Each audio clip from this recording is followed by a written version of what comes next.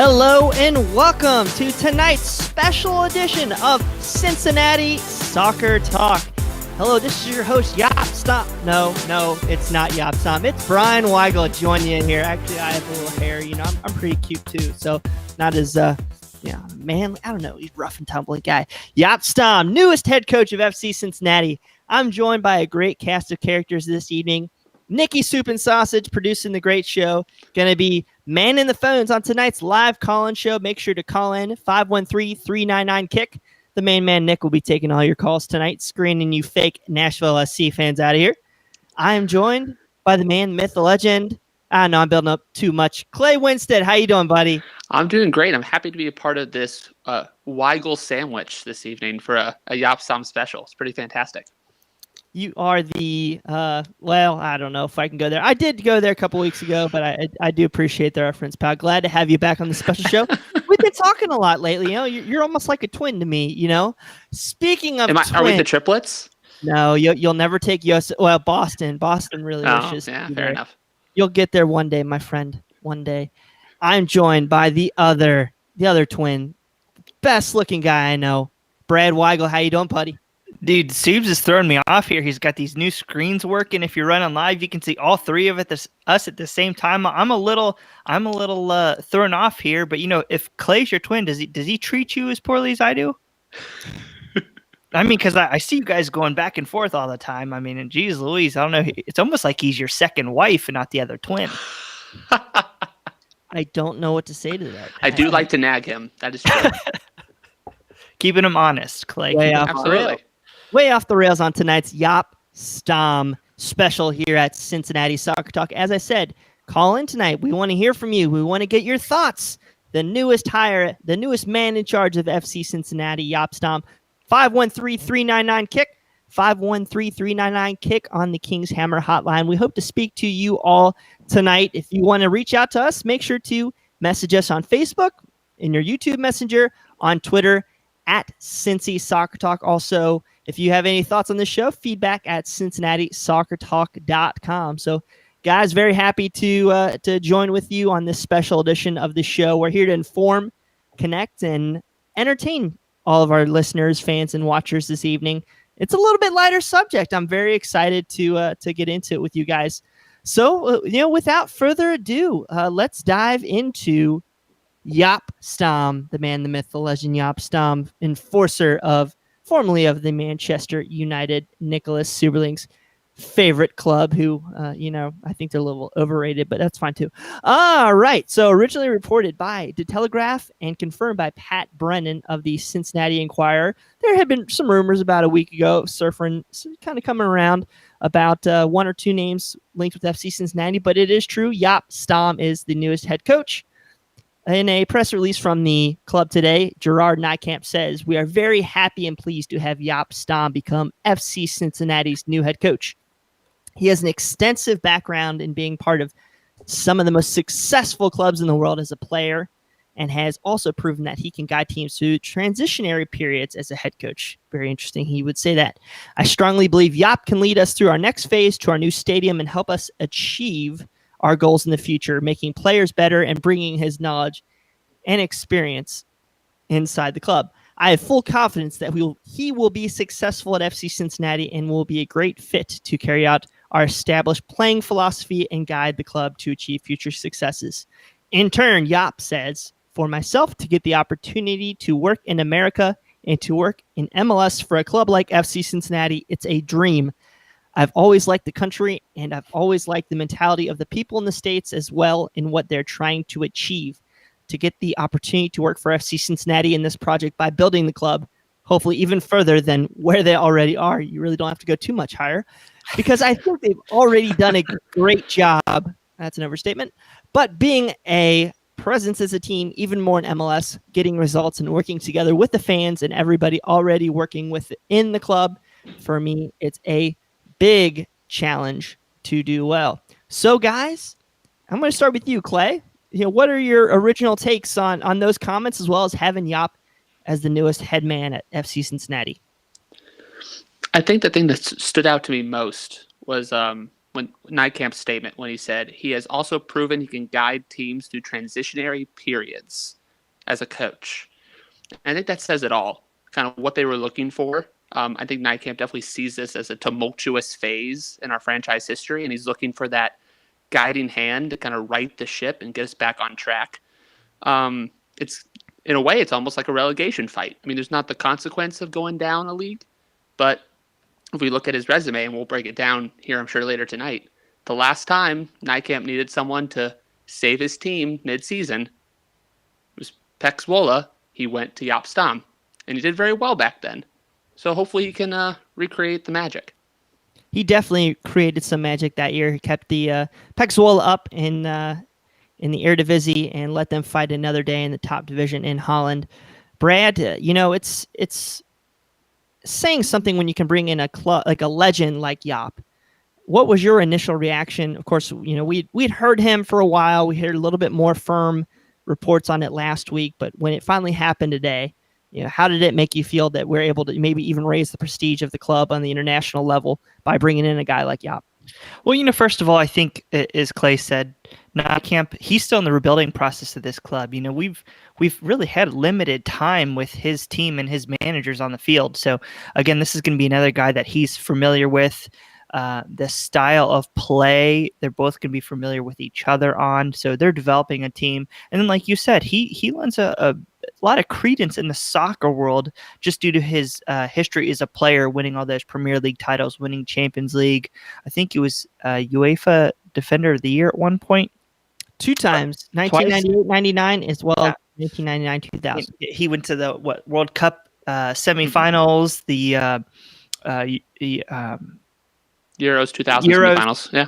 The Euro semifinals as well. So he's a big name out there. If you watched FC Cincinnati's video, I mean, it was very, it was wonderful to see how successful he was as a player. Now, on the managing side, it's been a mixed bag. To be fair, at Reading, he had a great first year, followed by a second year where they almost got relegated. He ended up losing his job towards the last, I want to say, third of the season.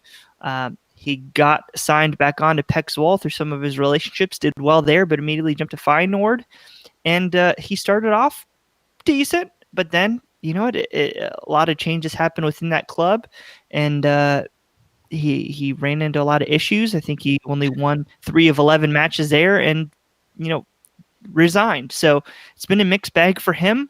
I would say that that star is not as shiny on the managing side, and maybe this is an opportunity without that threat of relegation to try some new things out, see what he's learned from his previous stops, and hopefully achieve some success in Cincinnati. My goodness, did you wax poetic about his career there, Bradley Stephen, in a very quick fashion. As Brad mentioned, he's been around the world as a manager and as a player. Let's start a little bit more as a player in his pedigree, kind of what you guys were talking about earlier. Started, briefly, well, not briefly, his first 7 years as a pro. We're in Holland, most notably at PSV Eindhoven 1996-98, won the Eredivisie. Then jumped the big money move, the nearly £11 million move over to Man United. He won 3 Premier League titles as well as the Champions League. Then the rails started to fall off in his career, moved to Lazio. Unfortunately, tested positive for a steroid, had a little bit of an issue before that with the management over at Man United. And then he had a renaissance, we'll say, back in Milan. And then lost to, I believe, in the Champions League final to Liverpool. Played with Ajax before getting into management. He went fairly quickly from player in 2007, ending his career into management, starting in 2009, actually at Pek Zwolle, taking over in a caretaker role for a hot minute. But it is a guy who literally has been around the block as a player. As Brad mentioned earlier, he was an assistant at Ajax, then moved to a youth role for a couple years at Pek Zwolle, came back to Ajax as an assistant under Frank de Boer, before joining as the manager of young Ajax, which actually is in the second division over in Holland. Led those teams to 12th place and 9th place, respectively, in those 2 years. Then made the big jump to the big leagues in the English Championship as the manager of Reading. First season, 3rd place in championship, lost in the promotion playoff. Second season, Resigned, I think, in March in the spring. They were sitting in 18th place, so not a great finish there. Jumped over to Pexwola, where he kept those guys up, and then had a short term in Feyenoord, where it wasn't awful like people make it seem. I think it was more amplified for how Dick Advocaat came in. Of course, he's a legendary manager. Came in, took them from, I believe, 12th in the table up to 3rd to end the season. So let's go to you, Clay. You know, what were your view of his, his managerial stops so far and his pedigree, we'll say? Yeah, I think the championship is a hard place. I mean, we think of it as the second division in England. I mean, we pay so much attention to the Premier League, and really the only like kind of crazy Premier League fans have any idea what's going on in the championship. And it's a dog-eat-dog world down there. Everyone is desperate to get promoted. It's incredibly difficult to stay up. He had an incredible first season. Reading really overachieved the year they got 3rd place, and they were a penalty shootout away from making it to the Premier League that year. Penalty shootouts are, it's a crapshoot. It could go either way. So they really they earned it probably just as much as Huddersfield did that year. And then we can get into more of the why later, but I mean, he definitely wasn't able to maintain it. I think what you can really look at is Pexwola when he came there as the kind of the interim halfway through the year. That's the kind of job we're asking him to do at FC Cincinnati, at least for whatever 2020 is. We're asking him to come in and right the ship. So I think that's a really good example of the kind of, the professionalism and the winning mentality they can instill in guys right away. Sure. And then, as you said, Feyenoord, he showed up and he immediately loses the sporting director and the GM who hired him. I mean, that's tough. We can see in the NFL all the time, if a new GM gets hired and the head coach is still there, the GM is just waiting for an opportunity to fire that coach. So, right. It's a tough situation to be in. So, yes, Dick Advocaat came in and really upped the ante. I mean, he is a legend. So while it doesn't look great in terms of how long he was there, there's a lot of circumstances I think led to his situation there. Mm-hmm. So it's not the best resume, and I would have preferred something a little more storied or successful with some consistency. But there's a lot still to be excited about. Sure. Now, guys, if you want to weigh in, please call in. Our lines are open. Nicky Soup and Sausage. He loves me calling him that. The number 10 of our show, Nick Superling, is sitting there waiting to take your calls. 513-399-KICK. 513-399-KICK. Let's eat up Nick's phone bills, please. It's fun. All right. So, Clay, back to you. You wrote a great story in Jaap today. Mm-hmm. And you also spoke to some people over at Reading. Give us kind of your thoughts on his successes and failures at his time over there and what those fans had to say. Yeah, so obviously I wrote the piece, not breaking the news, but confirm, just our relaying of some of the information that Pat and some of the Dutch journalists have been doing. Shouts out to them. They do great stuff to help us too. So I was just sort of breaking it down, and then I said, hey, please let us know. I might be doing more analysis. And I got, his name is Charlie Walker, who is a 20-year-long Reading fan over in England. He's a season ticket holder. He reached out to me on Twitter and said he'd love to let us know how his tenure there went, because that's the longest job he's had. So I was like, that's probably some great information. Please let me know. And there's some really interesting things I think FC Cincinnati fans will be happy to hear about. That first season where he did so well, I think it was mostly because of that tactical acumen that he brought. People might think of it as defenders, but he's an incredibly smart soccer mind. And he immediately brought that Dutch total football idea to the championship. Now, for people who don't watch the championship as much, the style is very different. But we might have a call, so we can break that down more. Oh, look at you trying to be a host. I shouldn't have tried. Anyway, I love it. So he brought Dutch total football. It's more possession based, and in the championship, it's more direct. There's not a lot of time on the ball. Sure. So that system totally flummoxed every other manager, which I think helped to their kind of overperformance that year. Mm-hmm. But then you don't have the kind of talent that you would want to play possession style total football. And then the next season, the results just ran away from him. By the time he left in March, most of the fans were done with him because it's kind of dog eat dog in the championship. You do well, you're great. If you don't, see you later. It's kind of tough for him too. He lost Danny Williams, who was a stud for him in the midfield there. He went up to Huddersfield, actually the team who defeated Reading in that playoff final. I know that they brought in a striker for a ton of money that was just horrible. So I think that some of their they lost Williams, who's, like I said, a key player in the midfield. They lost I think maybe another older player or two, and then the guys that they brought in on some of that business didn't quite work out well for them. So that plays a role. It does. Now we are going to head over to the King's Hammer Hotline. Thank you, Clay. We are going to hear from Roberto from Springboro. How you doing, man? You have a question? Yeah, I'm good. Hey, guys. Thanks for having me on. My question is, what do you guys think the hire of Jaap Stam means for Johan de May? And do you think that he might be the new coach of that newly added U19 team that they have in the academy? Brad, you want to take that? Yeah, well, thank you for your call. We greatly appreciate it.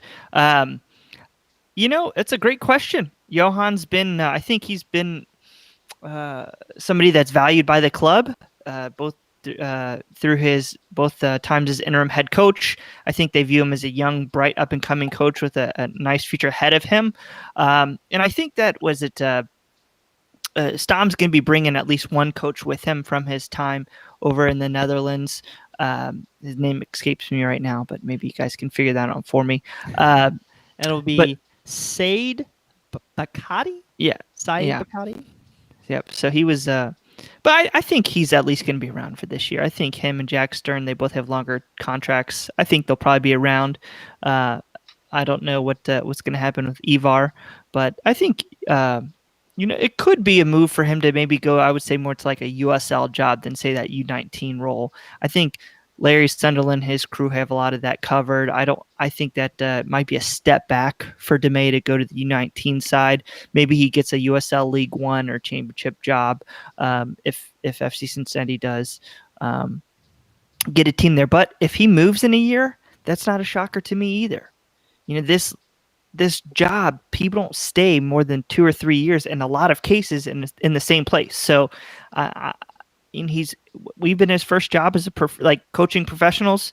I would think it would make sense probably for him to learn under to Stam and then maybe move on and try to further his career somewhere else.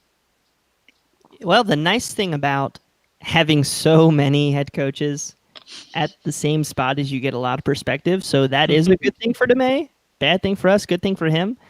But I do agree with you, Brett. I think it would more be logical for him to maybe move on after this season and continue his growth. I feel like taking that job in the USL almost is like a stepping back into a black hole. It's so much tougher to get back into Major League Soccer unless it is like a strict like Ryan Martin going to DC United and managing Loudoun. Maybe if I don't see how dropping down and managing like a Richmond would get him back on to the MLS career path. So I think it's a little bit more of a challenge, but I think he'll be in demand. He can speak French. He's a very talented guy. He's very thought highly of. So I would imagine that he'll be. Yeah. Just for perspective, think of John Wolynick. He's the coach of New York Red Bulls too. He's done so well there. And I don't know if he wants to stay there or not, but that's kind of the hole that Brian's talking about. The guy he's had a ton of success the last couple of years, and he still can't get a job in Major League Soccer. So I think he stays on the MLS side of things. All right, we have a question from Facebook. Also, guys, still, lines are open, 513-399-KICK, 513-399-KICK on the King's Hammer hotline. Clay, this will go to you from Jordan on Facebook. What is the odds of him staying past 2 years? That seems to be like the insurmountable hill at FC Cincinnati. Well, it's the insurmountable hill for Jaap Stam too. Jaap Stam. Oh, I messed it up both times. All right, for our new head coach, for new coach Stam. He hasn't gotten the 2-season hump for him. He managed, a year and 2/3 basically at Reading, and then less than a year both times at both Pek Zwolle and Feyenoord. Obviously, I think the team wants him to stay a long time. I don't think Nijkamp wants anything to do with a head coaching search for as long as he does. I think what was his contract, Clay? Yeah, reportedly the deal will be about a year and a half initially, but he has an option for an additional year. So the idea would be to get us through whatever 2020 is, do the first year of the West End Stadium, and then if all goes well, he might get another year out of it. Now, if he impresses like crazy, he could continue to get an extension. It's kind of his deal to do really well the first year, get an extension, and then not meet it. So I'd love to be the first team that does it. I think everyone at the club and the front office wants him to succeed. No one wants another Koch. No one wants another Jans.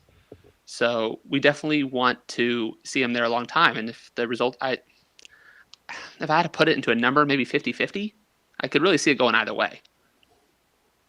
It has been interesting to see the dynamic of managers at FC Cincinnati. Of course, you started with U.S. men's national team legend John Harkes that brought some credibility. Then you had Alan Koch, who had some MLS experience. Then you go to Johan, and then Ron, who had basically helped usher in bringing European players over here.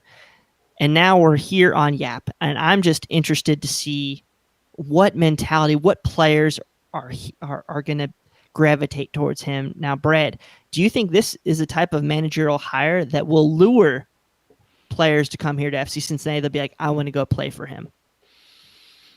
That's a great question. I'm not sure. I know that if you do have one thing going for Stam, it's like I said, his success as a player. Also, he developed a lot of players through the young Ajax program. So maybe some of the younger players might come through, and maybe he might attract some of the older DPs that the club might be interested in. So that's a great question as far as the attractive side of things. And I think a lot of that's gonna play out. As far as the club goes, and if he's gonna last over 2 years.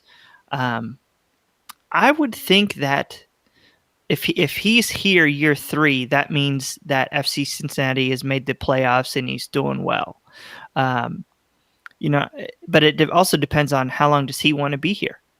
Does he want to get back into Europe? Does he want to get back in the Eredivisie? I know he said he's had ambitions to coach back in England again. He had a lot of success there at Man U. So we'll see. But I think that comparing to Jans, let's compare to Jans. I think he would probably be a better recruiter due to his success as a player, but as a manager, I'm not certain he's going to be the quality of a Ron Jans. Okay, so I do have another kind of thought, and either Brad or Clay, you guys can kind of answer this one. So on previous episodes of Cincinnati Soccer Talk, I've highlighted that I think this year is the most important year in Major League Soccer, that owners need to go out and splash additional cash, open up the pocketbook. Yeah, I know it's terrible to kind of even approach that subject right now when we're reducing salaries or trying to save money, but I feel like this is a guy that helps open up additional connections in England or in other leagues in Europe that maybe Gerard seems to have done great things, but this is just another level of maybe helping a player recruitment to take FC Cincinnati to the next level. Because I do have a feeling that if we do work with ESPN in this tournament, help get some of that future money and take care of them, and then help expand the presence of the league, grow the league, and kind of, move our growth chart forward a couple years. I think having a guy like this that has those connections, has the type of personality and the track record that players are going to want to come here and learn under him. I mean, if you're a young English guy or a defender, wouldn't you love to go learn and work under Jaap Stam?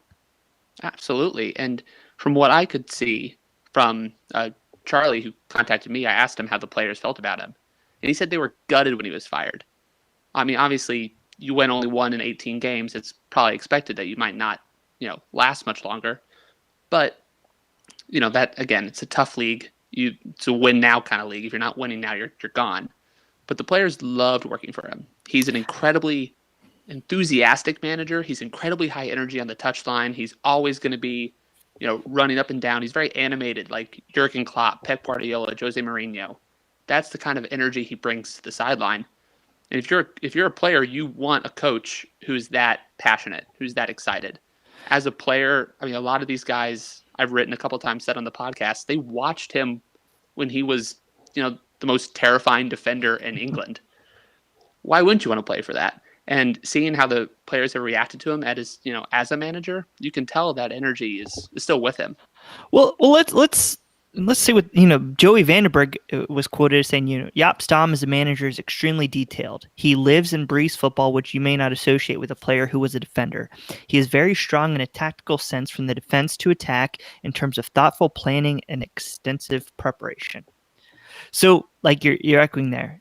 I think that he brings something that maybe Koch didn't last year with a plan of attack and style he wants to play. The guy wants to hold on to the ball. I think when it was coming towards the end of the year or the end of the second season at Reading, they were saying they were possessing almost 58% of the ball.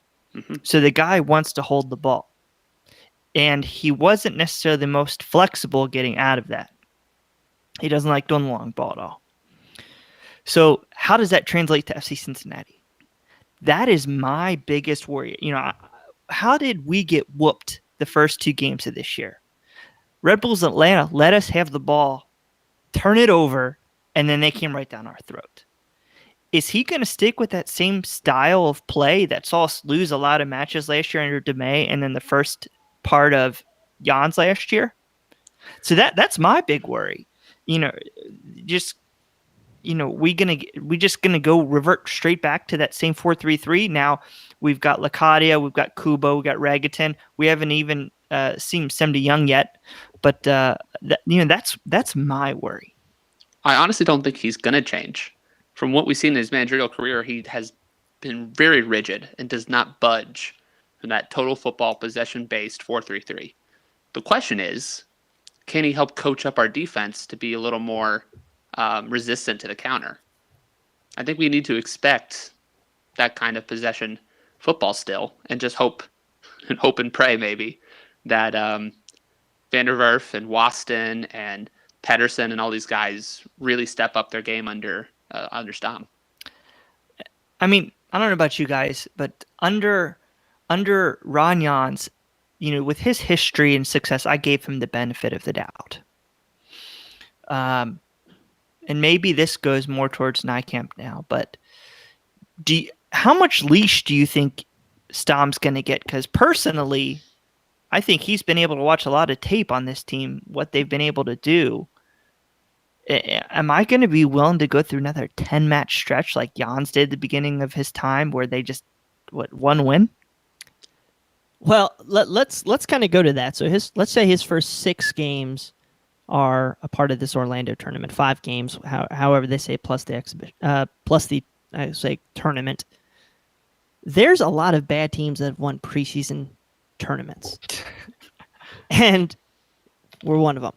And if you can get your guys to have a consistent platform, consistent vision of how you want to play, be tough defensively, to Clay's point, I think this is a team that has enough talent on the offensive side to squeak these out. So I wouldn't put it by. I mean, let's lock it down. Let's try to keep our form going, or our formation, our structure. And I mean, I think that's a recipe to at least succeed early on in his tenure, build up some confidence with the group. And that, but on the alternative, if they lose them all, I'm a new coach. You need to listen to me. He's plenty of wiggle room here in this unique 2020 to look ahead. Real quick, guys, before we jump into more topics here, I do want to thank all of our listeners. And by the way, listeners, please call 513-399-KICK, 513-399-KICK. What are your thoughts on the hire? What are your thoughts on ImageGate 2020? Not Jaap Stam. Let us know your thoughts. Call in. Let's talk. Let's have some fun. I'm drinking some Sycamore bourbon. Clay's drinking some Heineken. We're all having a great time tonight. So big shout out to all y'all. Thank you very much. Thank you to King's Hammer and Tim Bronsel, Tom Rose, Matt Adamchick, Mike Hudson, Brian Malone, Jamie Smed, Jonas Tom, Jack Emery, Mike Bowman, Kathleen Francis, Matt Imholt, Matthew Long, Joe Kaling, and Tara Mullins. Thank you so much for your support. And to learn how to support CST, head on over to CincinnatiSoccerTalk.com/support. So, Brad, back to the players, back to how we're approaching 2020. Does this impact Jurgen Locadia? How do you think this, does this Does this help there? That's the $10 million question, right? I don't think it's going to come down to Jaap Stam or necessarily Jurgen Locadia. It's going to be, does Carl Linner, how much money is he willing to put out for Locadia, and how much is was it Burton Hove Albion? It's Brighton and Hove. Brighton and Hove. Sorry, excuse me. Brighton. How much they're going to take, or they're going to want a discount? And if I'm them, I'm not sure I want to discount much at all. So I think it's kind of outside that. But if we could keep Locadia, I mean, you think of a team that's going to want to possess the ball with Jurgen Locadia, Kubo, and Sem de Jong. It is definitely an attractive proposition for Stam, and he's going to have, like as you said, Brian, some ammunition when he gets started. Yeah, and I do agree that it's going to be between the finances of each club.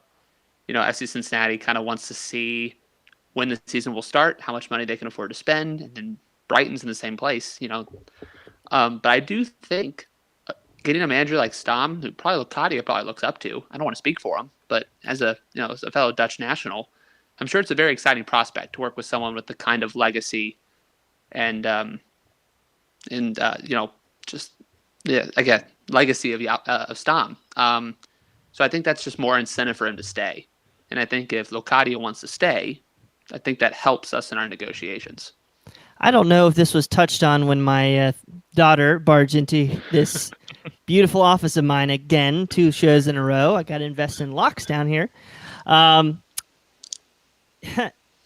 To me, this shows at least going out and getting a coach like this. The club is serious, that they're trying to make solid hires every time. They're not taking a chance on Jan DeMay. They're not going down into USL and grabbing a prospective coach like James O'Connor at Orlando, or bringing up their coach like we did with Koch or Nashville did with Gary Smith. So I think it is while it is he's new to the U.S. structure, I think it is, we're an aspirational club. We've always been there. We've always been trying to push the envelope, and this is another guy that I think will help with that.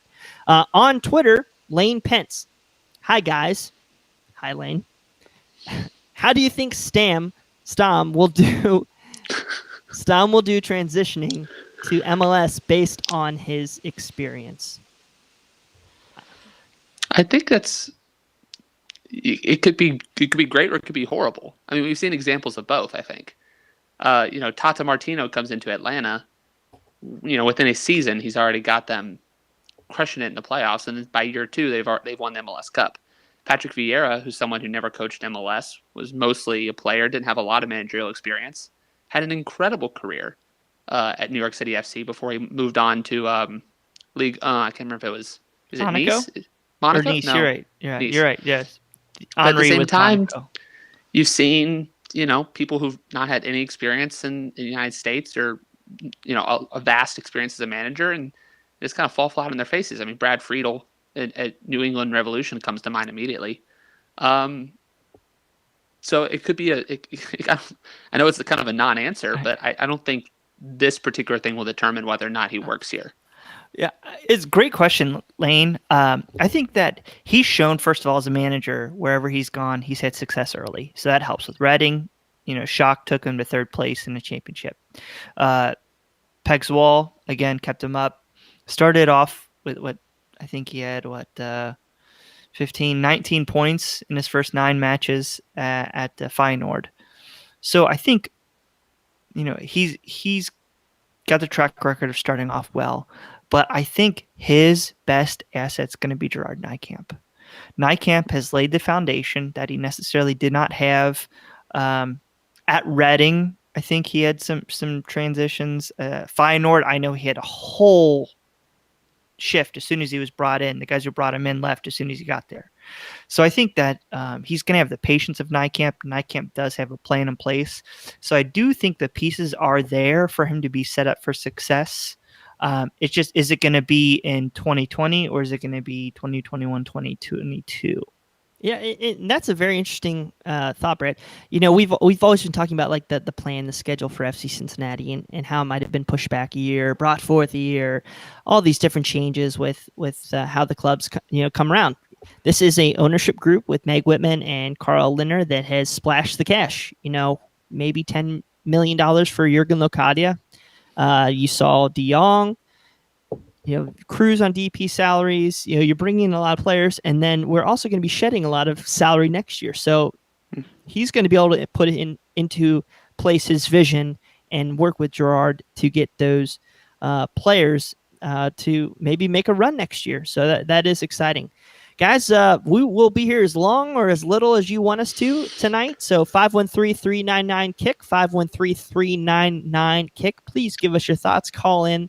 Let us know your thoughts on Jaap Stam or hashtag not Jaap Stam. There was a interesting moment today with FC Cincinnati, we will say, on the club's press release. Their photo, which has made the circles everywhere around the globe. It's gone from Denmark to Holland, everywhere, England.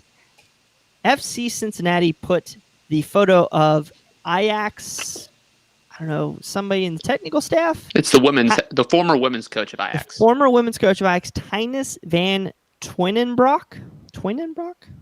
I think that's a pretty respectable saying right there. Pretty close. That's pretty close. Oh, okay, pretty close. You know how to say it. I never said I did. There you go. So Tinus van T-word, who looks like a Jaap Stam doppelganger, of course, was on Getty Images that they pulled this photo from that was credited to the Jaap Stam, and it made rounds. And honestly, gentlemen, I don't think there's any MLS team that's going to come close with our social media impressions this month. Am I right, Brad? It was kind of nice to feel something about FC Cincinnati today. Embarrassment, hate, love. I mean, it's just been FC Cincinnati MLS edition. So, in a way, it was kind of a nice thing for Twitter, just be like MLS clubs just kind of ragging on each other. Kind of felt like a normal afternoon. It's Jaap like Stam was trending. He was. It's like everybody has like 2 months worth of soccer energy, just pent up, and that was the first thing that they could jump on. Plus, FC Cincinnati just can't get out of their own damn way. They can't. I mean, anything we do, we just can't get out of our. We think we're doing well. The preseason's progressing all right, and then Jans leaves. That's his deal. And then now we're like, oh man, we got this Man U legend, and he's a badass. And they put the wrong photo up. It's like, come on, please. Now, the first one who hasn't made a mistake, raise your hand. So Clay, raise your hand. I'll ride in their defense. Getty Images did list him. Yeah, I feel bad. As Jaap Stam. Stam. Jesus. Yeah, would have been nice to double check it and just be sure. Yeah, but maybe they did. And it looked like him. I scrolled past it, liked the post myself, and just kept going about my day. No idea. An hour later, I see all these Dutch Twitter accounts calling us out. Columbus Crew and New York City FC and Red Bulls and Union and Revolution are all, tagging Jason Statham and making fun of us. And I'm like, wait, that's not Stam? One thing's for sure that I've wanted to listen to after the last 3 months is frickin' more Dutch Twitter accounts. Because they're experts, let me tell you. They definitely understand American racial systems very well. Oh my gosh, so good. Oh boy, that was an interesting moment. I will say that we'll never forget that. What was it? Believe in Gaston. I think we've had a couple social media highlights in 2020. What are your guys' thoughts on not Jaap Stam? 513-399-KICK. 513-399-KICK. Paul Hetker on Facebook. Brian, looks like you're going to have to make a Woodford run before the weekend. Don't you know it? I just hope that Jungle Gyms has their 24 packs of Coors Light on sale for $15 still, so that would be all right. He moved to Westchester and he upgraded from Keystone, man. What a world. What a world. Liberty. We're just a step above. I'm joking. Oh, okay. I love Westchester too. Hey, it's beautiful out here. You should move out here. Brad. So, guys, with all that stuff being said today, how, with Jaap Stam here at FC Cincinnati, do you feel comfortable? And I'll give this to Brad first. Oh, you hate this. I'll do So, it. as you're your twin, how much more comfortable do you feel knowing it's Jaap Stam going potentially into an Orlando tournament versus a Johan Demay? Or do you feel that Demay might be better since he's been around the group for longer? Great question. I still think that it helps that Stam wants to play the style that Nijkamp has tried to build around. Do we have all the correct pieces? I don't think so. I'm not sure how Medunjan's going to fit in this style or not. But I do think that it's good to at least have a permanent manager in there. These guys are going to know what's ahead of them, know who they're working for. They're going to be able to put it all out there, so they know that they're going to want to get minutes. Versus, if it's an interim guy, are they really going to give that extra 10% that might push them over the edge in a tight game, especially in an environment where it's going to be Florida. It is going to be hot, and if you know that it's not there, that might not be the guy sitting there on the touch line, that he might not be there in a month or two. Are you really going to give that extra 5 or 10 or 20% that might be needed to get that goal, that extra hustle play that that a team that's going to need in a competitive situation? So I'm glad that they got this settled. I'm glad that he's been announced, because I do think that the club was going to wait to announce the manager when they felt comfortable that the season was going to be at least moving forward on the practice side here soon. Yeah, so I was going to actually, that was the next question I was going to ask is Clay, you were the one, the prognosticator of the summer tournament. Now that we've made a decision, and there's the rumor that Frank de Boer, Stam, Nijkamp are all going to be flying over here in a week.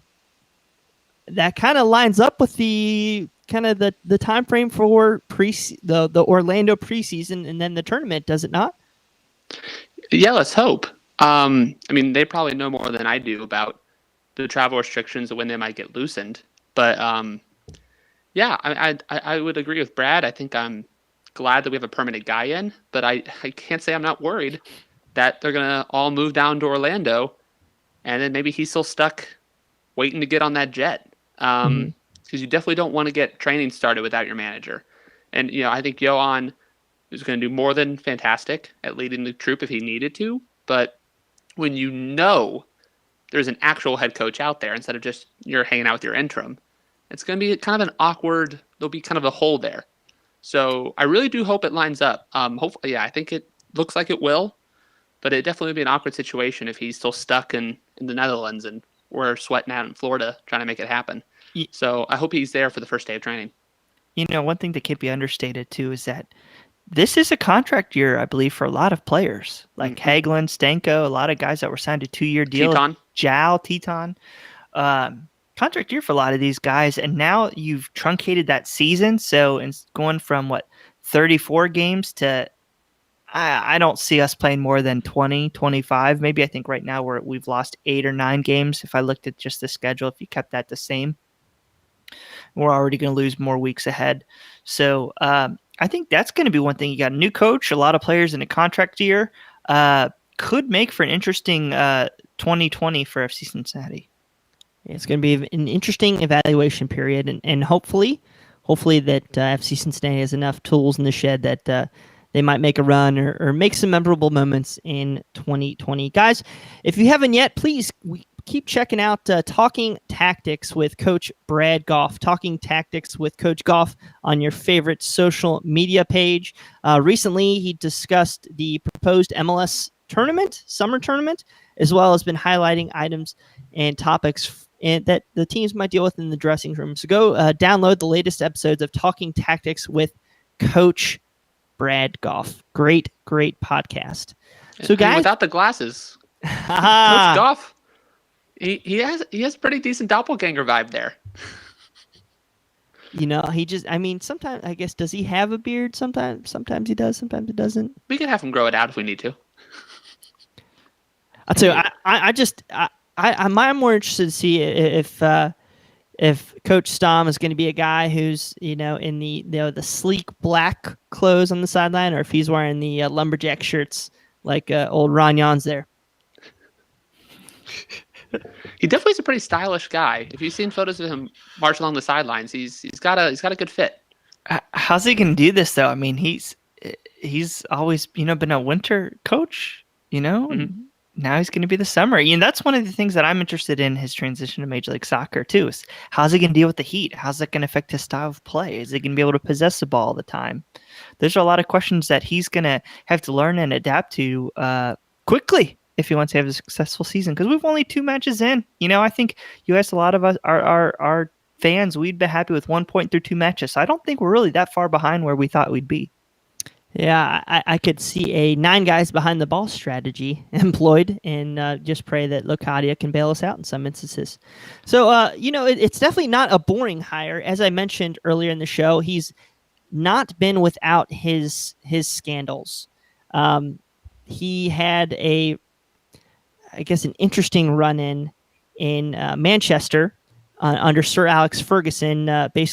He basically ran himself out of town, writing a book about himself and the club, views on himself, his players, the coaching, how the whole operation was run, and he basically wrote his one-way ticket out to Lazio when Sir Alex Ferguson brought in Laurent Blanc. Also, as I mentioned, he had gotten caught in a steroid scandal. And believe it or not, do you know who the other person in that steroid scandal was? Anybody? Pep Guardiola. I'm so shocked someone from Man City was caught in a scandalous situation. Hey-o. Well, he was in Spain at the time, but yes. Yeah. So, yeah. It's a culture there, that's all I'm saying. Well, he shares something with Pep Guardiola, so that Pep can't is all be still bad, right? pissed about that to this day. Is he really? He's still pissed about that. He wrote a lot about that in his book. I think Stam is pretty upset with it as well. And then, we were talking about his departure from Pek Zwolle to Feyenoord. He actually he didn't leave mid-season, but he agreed to terms in March and still coached the team through the end of May. And I believe, from what I heard, there's a lot of hurt feelings within that club at Zwolle. Of course, Feyenoord's one of the big clubs over in the Netherlands, but there was some hurt feelings there, and I'm actually very surprised that he and Gerard Nijkamp actually ended up together here in FC Cincinnati. Just some rumors and some stories that we've read on his time and his change there. So let's see if he can run a consistent, level-headed ship, or if this is going to be, we're going to be hearing stories every week. This is a guy that goes out in the media, whether it's the BBC or Goal.com, and he's not afraid to speak his mind. He's always out there shaping the narrative. Always, he wrote a book at his time, as I mentioned at Manchester United. So he always wants to be heard, and I'm not sure that's a great thing right now for FC Cincinnati. Is it, Brad? Well, Clifford Adams on Facebook, real quick, if I can jump in here, Bri, because it kind of piggybacks into what you're saying. Do you think there's a responsibility of this coach to also teach the fans? I remember people booing when Kendall issued some takedowns, but maybe that's part of the game. Maybe it's necessary to create unpleasant memories of our D-line for the opposition, regardless of a couple cards. I think the first part of that is, do you think it's a responsibility of this coach to teach the fans? I think he's going to tell us what he feels. I don't think he's going to hide that, and I'd be interesting to see how it comes off. If it comes off like, Uncle Ron, where it's jovial and, he's trying to bring everybody up, or if it's, you've seen instances where European guys come over here and they almost look down their nose at us like, what do you know? You're Americans. You guys have only had a team for little over 4 years. What do you know? I'm Jaap Stam. I've won EPL titles and Champions League and Players of the Year. What do you know? So I'm interested to see how that's going to go, because I know at Reading, off the bat, he was like, I don't care what you guys are going to think. You're going to have to get along with the way of I like to play, not the way that you think might work best. So we'll see. I think it's a bit of a double-edged sword. I thought you were going to say it was a Dutch thing. Well, I was also going to go, it is a bit of a Dutch thing. We saw Jans was not afraid to say what he felt for good and very ill. And I think Stam is the same kind of way. It seemed a lot of the players really glued to that. I think we talked to Saad Abdul Salam the other week, and he said something he wants most from a manager is just consistency, a vision, something that he commits to. And he's going to bring that. He's going to tell them what he thinks. And we liked that a lot about Jans before when he told people like not favorite Fernando Addy, look, I don't see you playing. A lot of the fans responded well to that. And I think players, for the most part, love transparency. They love to know where they stand. It cost him his job. Well, no, I think the transparency of his ignorance and bigotry was what did him in. Hopefully, Sam is not the same. If I can see a vision and a style of play and a plan, I'm going to give him the benefit of the doubt. If he's going to be like Jurgen Klinsmann and say, we want to hold the ball and play beautiful soccer, and then he does what he did, that leash is going to be tight. But I just want to, I think too often under Alan Koch, we were questioning the style of play. We just said it so much, relying on moments of personal brilliance. And I want to see a style of play that is identifiable to this club and shapes what we do. And, like I said, becomes our identity. That's really what I'm looking for is an identity. What if that's winning games 1-0 or almost every game 0-0 or 1-1? Is that a style you're okay with? We gave up 75 goals last year, a league record. Fine with me. I think there are a lot of unknowns with Jaap Stam because his resume is relatively still short. But I think the one thing we can rely on is that he's going to stick to his tactics no matter what. Hold the ball. Mm-hmm. He's going to hold the ball. He's going to give the ball to Sem de Jong, say, unlock the teams, let Regatin, let Kubo, and let Locadia run forward, and then have Madunanin or de Jong unlock the defense. Sounds a heck of a lot simple, doesn't it? I'm joking. So real quick, we did talk about a new assistant coach. Said Bakati will join the staff, of course, when his U.S. work visa is approved. Bakati worked on Stam's staffs at Ajax, Reading, Pexwola, as well as Feyenoord. I believe, if I'm not mistaken, Brad, he ended the year after Stam departed. He ended the year under Dick Advocaat. He's still there. Yeah, he's still there. Yeah, he's with Advocaat. He was somebody that Feyenoord didn't want to lose. I think everybody left but him, and they came to him. I think there was a big article about it in the Netherlands about how Feyenoord was like, "We want you, Advocaat wants you. We see your potential and promise." So that's very exciting. Of course, he's also a Dutch defender, a former fullback that played in Holland, played for Heerenveen, ADO Den Haag, Go Ahead Eagles, Zwolle, as well as FC Emmen, which is that in the Netherlands or Belgium? Either way, he's had a 15-year professional career. Is now in the dress, or is now at the touchline next to the newest FC Cincinnati manager, Jaap Stam. So, guys, we've had a great evening here. Lasted about an hour talking about our newest head coach. Guys, we are hopefully, if the scheduling works out, we'll have a show next week. Please stay tuned. You will absolutely not want to miss it. If we can make the times work, we will have the most exciting guest we've had here at Cincinnati Soccer Talk in quite a while. So stay tuned to our Twitter, our Facebook. Should have a big time guest joining us on Cincinnati Soccer Talk. So guys, as we wrap up the show here, we always ask for our final thoughts. And, Clay, with everything, all the excitement of the day, how do you want to tie a bow on this week of FC Cincinnati? I want to tie it with some optimism. We can be critics. I think it's kind of our job is to kind of sift through and really kind of analyze what's going on. But I do think there's still a lot of potential with this hire. There's a lot to look forward to. And if we saw with anything at Reading, it was his style of play was just unattainable with the roster that he had in the championship. And if we look at the plan that Nijkamp is building around, the kind of players he brought last year, the opportunity to reshape the roster even further in 2021. I think that Nijkamp can set Stam up to be a really successful head coach. So I'm excited. It's good to have some news, some progress, something to look forward to, and I'm gonna just hold on to that little nugget of hope. Thanks for joining us, man. We love having you on here. We'll be talking to you hopefully pretty soon. So great job, great addition. Love having Clay as a member of our organization in 2020. Now on to an old timer. Brad Weigel, what are your final thoughts as we begin to wrap down May for FC Cincinnati? You know what? I feel like I've got a nice car, but it's been in the shop for a long time.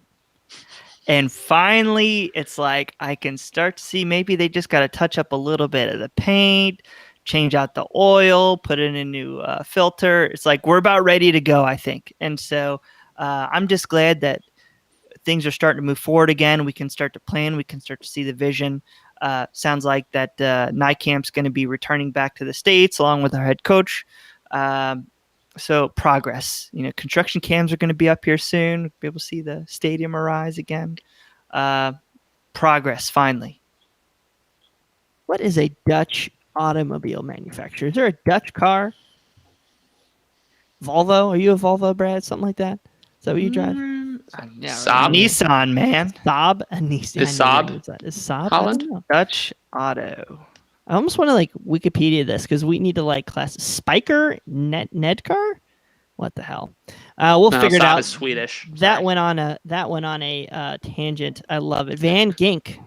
Brad, you drive a Van Gink. Love it. All right, guys. Subs, I just want to give a big shout out to you, pal. The awesome new package you have here with this graphics makes us look a hell of a lot nicer than we ever have, and that takes a lot because I'm nowhere near as good looking as you, pal. Love you to death. The only thing would be better is if you took that garbage sweater off you're wearing right now. I'm joking. He's wearing a Man United sweater. Can't defend himself. Can't defend himself. Watch him switch the video to his camera. Let him have this. Honestly, United haven't been good for a long time. I'm just glad he shaved finally, man. He was starting to look like Teen Wolf or needs something. a haircut still. Yeah, my goodness. A lot of us do. Bigfoot. I heard he was in the recent Jack Link's commercial.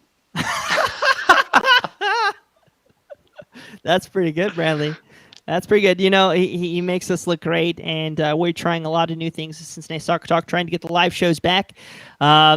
You're stuck with me as the host for right now, so if you want to join as the host of Cincinnati Soccer Talk and you can speak anywhere halfway decent, no, I'm joking. You want to join the crew, let us know. Always looking to have warm, fresh bodies around here. And I think there's going to be a lot going on here, hot and heavy, when the season starts back up. Hopefully we will have as many post-game recaps possibly we can, which will really hurt me because I love drinking during games. If I have to stay sober during losses, that's going to be really tough or really fun for everybody. We'll see what happens. So make sure to stay tuned with Cincinnati Soccer Talk. So thank you guys so much for following us tonight on Jaap Stam special. We're very excited. Tune in next week as hopefully we'll have a big guest on Cincinnati Soccer Talk. Give us your feedback, as always, at feedback@cincinnati-soccertalk.com. Follow us at Cincy Soccer Talk on Twitter, on all your major social media platforms. Please give us a review on Apple, Spotify, any of those, and that'll help us keep getting found as the FC Cincinnati podcast market is somehow expanding every day, it seems like. So please keep following us at Cincinnati Soccer Talk. We love you. For Clay, Nick, Brad, this is Brian Weigel signing off, and I will deliver a memorable tagline sometime soon. Good night.